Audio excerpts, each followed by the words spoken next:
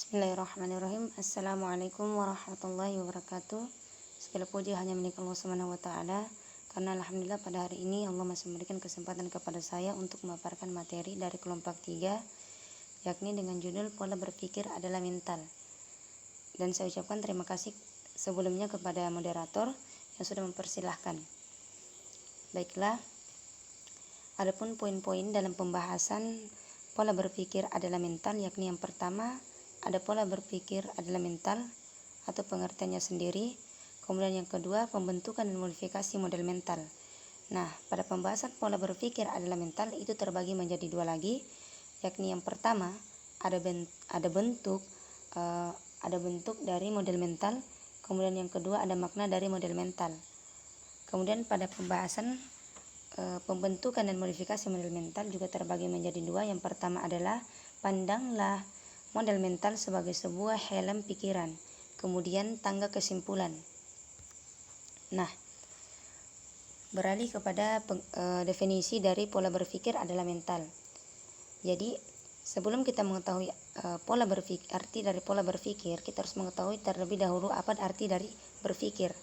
Nah, berpikir itu sendiri pada dasarnya adalah proses dari mental, di mana kegiatan tersebut melibatkan kinerja otak.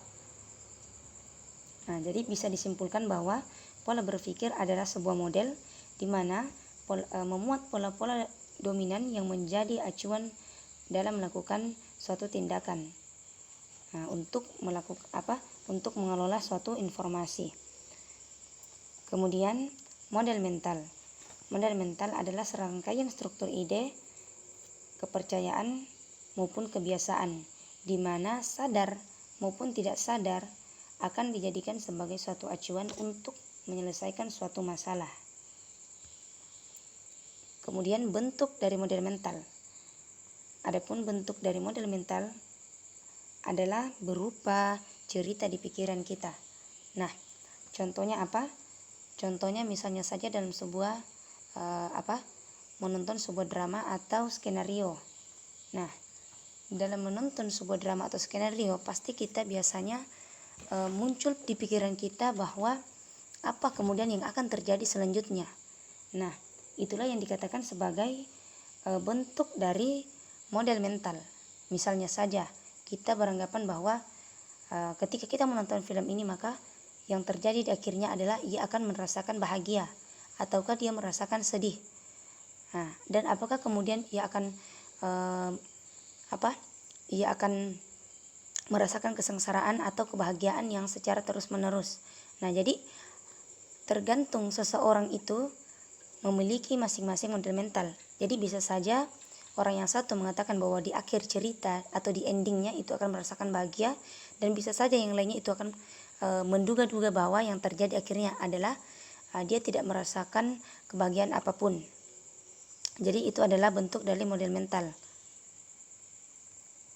Kemudian makna dari pemahaman model mental. Adapun makna dari pemahaman model mental itu terbagi menjadi dua, yakni yang pertama bahwa bertindak itu bukan berbasis kepada dunia nyata namun kepada model mental kita dari dunia nyata.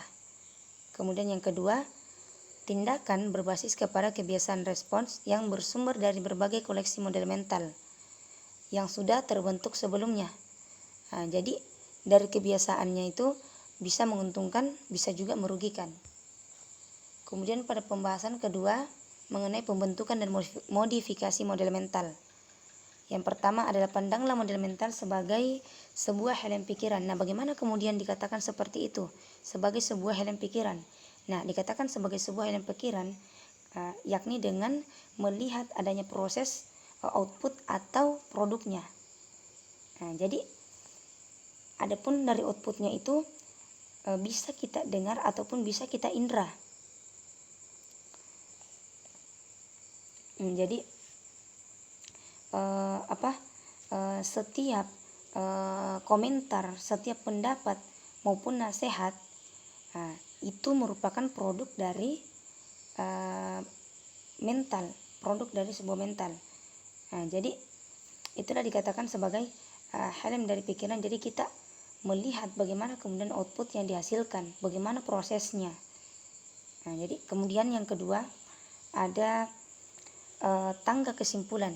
Nah, sebagaimana yang kita ketahui bahwa tangga adalah sebuah susunan tingkatan dari bawah ke atas.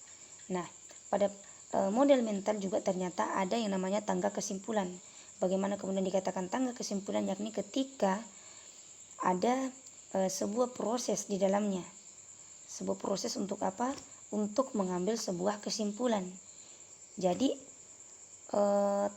tangga tersebut atau proses tersebut itulah proses tersebut dalam mengambil sebuah keputusan itulah yang dinamakan sebagai sebuah tangga dalam model mental.